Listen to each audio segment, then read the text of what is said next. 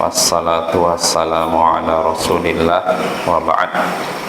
Ayol ikhwah a'azzani wa a'azzakumullah. Kita lanjutkan pembacaan Al-Adabul Mufrad. Berkata Imam Al-Bukhari rahimahullah, haddatsana Hafs bin Umar qal haddatsana Syu'bah 'anil Miqdam 'an abihi 'an Aisyah radhiyallahu anha qalat kuntu 'ala ba'irin fihi su'ubah faqala an-nabiy sallallahu alaihi wasallam 'alaiki birifq fa innahu la yakunu fi syai'in illa zana wa la yunza'u min syai'in illa syana. Telah menceritakan pada kami Hafs bin Umar, ia berkata telah menceritakan pada kami Syu'bah dari Al-Miqdam, dari ayahnya, dari Aisyah, semoga Allah meridainya. Ia berkata, aku pernah di atas unta yang mengalami kesulitan. Aku pernah di atas unta yang ada padanya kesulitan. Maka Nabi Sallallahu Alaihi Wasallam pun bersabda, hendaknya engkau lembut, hendaknya engkau lembut, karena sungguhnya tidaklah kelembutan ada pada sesuatu kecuali akan membuatnya indah, dan tidaklah kelembutan dicabut dari sesuatu kecuali akan membuatnya buruk. Nah, ini hadisnya ya ikhwah dari Aisyah. Di sini Aisyah menceritakan dia pernah di atas unta yang padanya ada kesulitan, kesusahan. Maksudnya dalam hadis ini disebutkan Aisyah ini turaddidu, menghentakkan kuda untanya, tapi untanya tidak mau gerak, sulit dikendalikan. Istilahnya keras kepala lah, disuruh gini nggak mau jalan, cerita. Susah diatur kudanya itu, untanya itu. Maka Nabi menyaksikan kejadian tersebut. Aisyah sampai ayo maksa untanya untuk bergerak, tapi untanya tidak bisa diatur, susah diatur. Maka Nabi menyaksikan kejadian tersebut. Lalu beliau pun bersabda kepada Aisyah, alaiki birifq, hendaknya engkau lembut, hendaknya engkau bersikap lembut kepada unta tersebut. Karena sesungguhnya Nabi menyebutkan alasannya kenapa harus lembut, karena kelembutan tidaklah ada pada sesuatu kecuali akan membuatnya indah. Tidaklah kelembutan ada pada sesuatu kecuali akan membuatnya indah.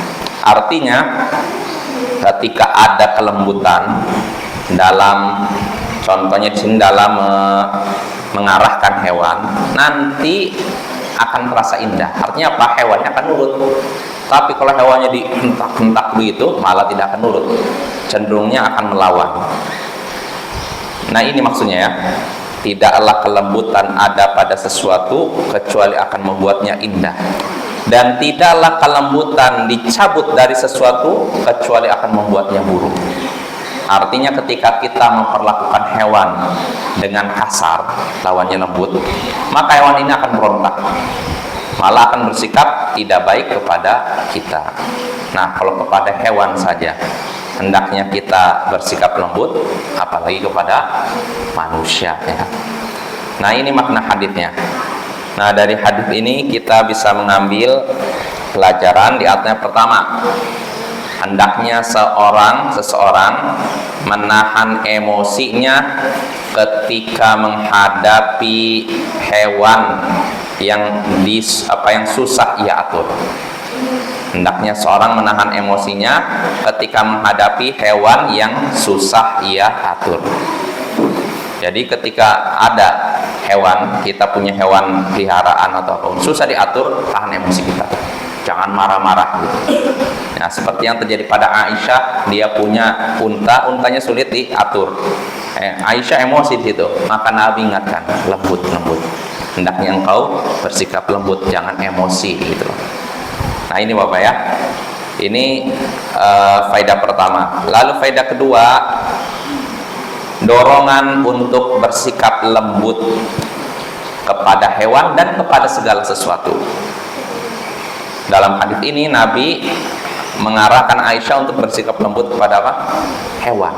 Nah, kalau kepada hewan saja kita harus lembut, apalagi kepada manusia, kepada anak kita, kepada saudara kita, kepada kerabat kita, atau orang lainnya di sekitar kita, ya. Lembut. Hewan kalau dilembuti, apa kita bersikap lembut pada hewan, hewan akan nurut. Nah, begitu juga manusia. Karena manusia lebih baik daripada hewan, kan? Nah, itu faedah kedua.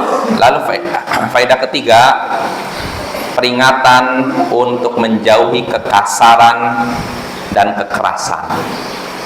Karena dengan bersikap kasar akan membuat runyam urusan.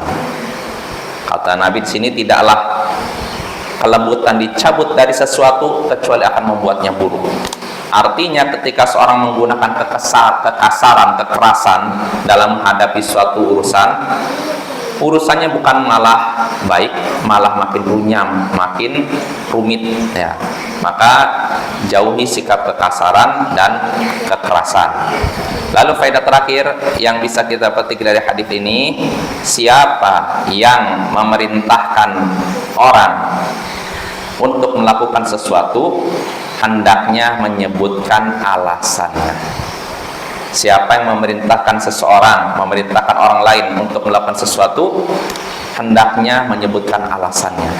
Sebagaimana dalam hadis ini, Nabi memerintahkan Aisyah untuk bersikap lembut. Lalu Nabi menyebutkan alasannya. Karena kelembutan kalau ada pada sesuatu akan membuatnya indah. Nah, ini Bapak ya. Jadi ketika kita memberikan perintah pada seorang, sebutkan alasannya apa, sebutkan dalilnya apa, supaya lebih diterima. Wassallallahu ala nabiyyina Muhammadin wa ala alihi wa sahbihi ajma'in, wa akhiru da'wana anil hamdulillahi rabbil alamin. Assalamualaikum warahmatullahi wabarakatuh.